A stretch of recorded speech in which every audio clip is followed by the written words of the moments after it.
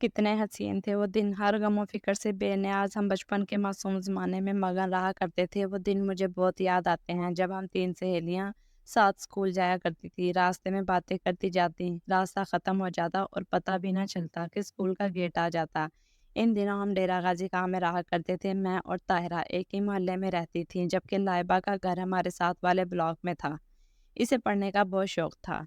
सुबह मुँह अंधेरे उठ जाती, अपनी दादी के साथ नमाज पढ़ती और फिर नाश्ता करके स्कूल के लिए तैयार हो जाती।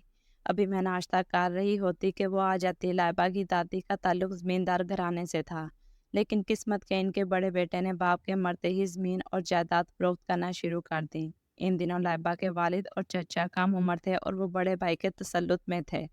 ताया से डरते थे और कुछ ना बोल सकते थे। लाइबा के इस ताया का नाम कलीम था। कलीम बहुत मुज़ोर इंसान था। वो माँ का कहना ना मानता। बाप ने इसे बहुत लाड़ दिया और ऐश भरी जिंदगी दी तो वो अय्याशी का आदी हो गया।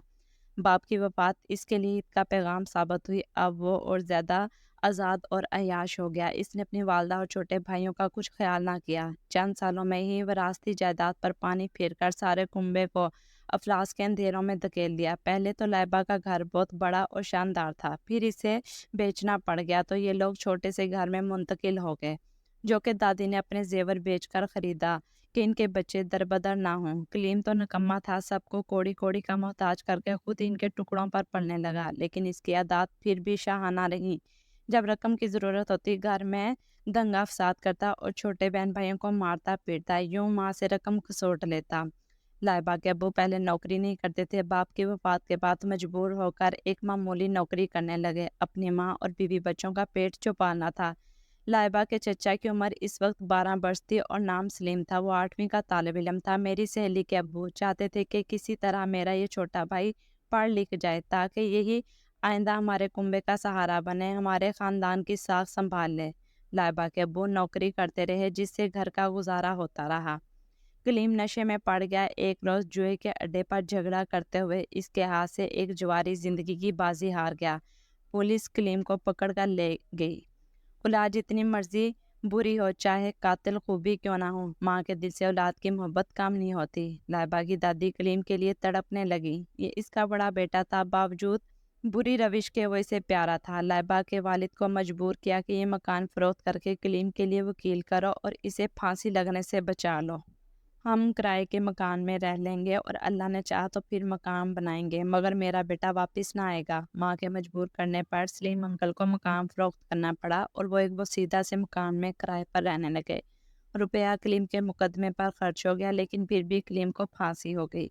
इस घराने के लिए बड़ा सान्या था। सब मोहल्ले वाले अफसोस के लिए लाइबा की दादी के पास गए। मेरी वालदा भी गई। हर किसी को दुख हुआ ये बूढ़ी औरत अपने बेटे के हाथों जिंदा दरगोर होकर भी इसकी मौत से किस कदर नढाल है। इन दिनों लाइबा चौथी क्लास में मेरे साथ पढ़ती थी। इसके 2 भाई और 2 बहनें और भी थीं।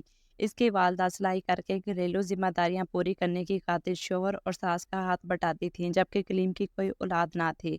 लिहाजा इसकी बेवा इद्दत पूरे करते ही अपने मैके चली गई। वक़्त भी बहुत जालिम साबित होता है। एक रोज़ लाइबा के अब्बू काम पर जा रहे थे कि इनकी मोटरसाइकिल एक तेज़ रफ्तार वैन की जिद में आ गई और वो बुरी तरह जख्मी हो गए। जान तो बच गई, लेकिन 6 माह अस्पताल में रहे। जब वो घर आए माजूर हो चुके थे, नौकरी छूट गई थी। लाइबा के चचा ने चाहा कि पढ़ाई छोड़कर मजदूरी कर लें और कुनबे की डूबती कश्ती को सहारा दें, मगर अंकल सलीम ने छोटे भाई को ऐसा ना करने दिया। मजबूर किया कि वो तालीम को जारी रखे, क्योंकि अब यही लड़का इनकी उम्मीद का आखिरी सहारा था। इनका ईमान था कि बुरे भले दिन जो तो गुजर ही जाते हैं, मगर इंसान को हिम्मत ना हारनी चाहिए। बिलाखिर अच्छे दिन वापस आ जाते हैं। लाइबा का चचा मेहनत से पढ़ता था, क्योंकि इसको घर के हालात का एहसास था। दादी बूढ़ी थी, कोई काम ना कर सकती थी। अब घर का बोझ लाइबा की वालदा पर था। वो सिलाई करके 2 वक्त की रोटी मुश्किल पूरी करती थी। कभी घर में फाके भी हो जाते, लेकिन लाइबा हमको कुछ ना बताती। ताहम वो रोज़ बरोज़ कमज़ोर और जर्द होती जाती थी। हालात से मजबूर होकर एक दिन इसकी माँ इस स्कूल में गई। चूंकि प्राइमरी पास थी, टीचर तो लग ना सकती थी, अलबत्ता वहाँ एक आया की जगह खाली थी। ये नौकरी भी इस शरीफ मेहनतकश औरत ने कबूल कर ली, ताकि अपने बच्चों और देवर को पढ़ा सके। वो स्कूल की आया हो गई, जिसके बदले में इसी स्कूल में इसके 2 बच्चों को मुफ्त तालीम की सहूलत मैसर आ गई। लाइबा अब 5वीं में थी। एक दिन इसकी वालिदा को एक स्कूल टीचर ने कहा, हमारे घर के पास एक ऑफिसर रहते हैं, इनकी बीवी को एक बच्ची बतौर मुलाजमा दरकार है। अमीर लोग हैं, वो अच्छे पैसे देंगे। अगर तुम अपनी कोई बेटी वहाँ मुलाजिम करा दो तो तुम्हारे माशी मसले काफ़ी हद तक हल हो जाएंगे। लाइबा की वालदा आंटी रुकैया ने कुछ सोचा और लाइबा से मशवरा किया, क्योंकि वही बड़ी बेटी थी। मेरी दोस्त ने फ़ौरन हामी भर ली, लेकिन एक शर्त पर कि वो सुबह स्कूल जाएगी और वापसी के बाद इस बेगम के घर का कामकाज करेगी। लाइबा चूंकि शुरू से हमारे स्कूल में पढ़ती थी, लिहाजा इस बात का इल्म किसी को ना था। इसकी माँ स्कूल मेड बन गई और लाइबा एक अमीर घराने की चाइल्ड लेबर हो गई है। जिस बेगम के पास टीचर ने इसको मुलाजमा रखवाया था, इसने पूरे 2 साल का खर्चा इकट्ठा अदा कर दिया। ये एडवांस 1 लाख के करीब बनती थी। इस 1 लाख से इसकी वालदा ने छोटा सा प्लाट खरीद लिया, क्योंकि वो मकान का किराया अदा ना कर सकते थे। और लाइबा की मालकन ने कहा था, अगर तुम 2 साल और बच्ची को मेरे पास रहने दोगे तो मैं इस प्लाट पर आप लोगों को 2 कमरे भी तामीर करा दूंगी। लाइबा अब रोज सुबह अपनी मालकन के घर से स्कूल आती हैं और वापस इसके घर चली जाती। यूनिफॉर्म बदल कर वो बेगम के काम करती। रात को 10 बजे के बाद इसे छुट्टी मिलती तो बैठकर स्कूल का काम करती और इनके घर सो जाती। जब वो सुबह बेदार होती, बेगम सो रही होती। वो बगैर खटका किए तैयारी करती और पढ़ने आ जाती। बेगम के बंगले का चौकीदार इस बच्ची पर तरस खाकर कभी कभी इसे थोड़े से पैसे दे दिया करता, ताकि वो आधी छुट्टी में भुने हुए चने या बिस्किट खरीद कर खा सके। ताहम वो अक्सर भूखी रहती थी और हम सहेलियों को कुछ ना बताती। तभी रोज बरोज कमजोर होती जा रही थी। बगैर नाश्ता किए रोजाना स्कूल आना भी एक इम्तिहान था। वो एक लायक तालबा थी। इन हालात में भी दिल लगाकर क्लास में पढ़ रही थी। अब वो पहले जैसी नहीं रही थी, जैसे किसी ने इसका बचपन और शौकियां छीन ली हों। वो बहुत संजीदा और बुर्दबार हो गई थी।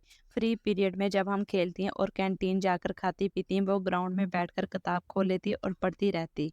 पहले तो हम इसका मजाक उड़ाते कि किताबों का कीड़ा बन गई है, शायद जिला में अव्वल पोजीशन लेने का इरादा है।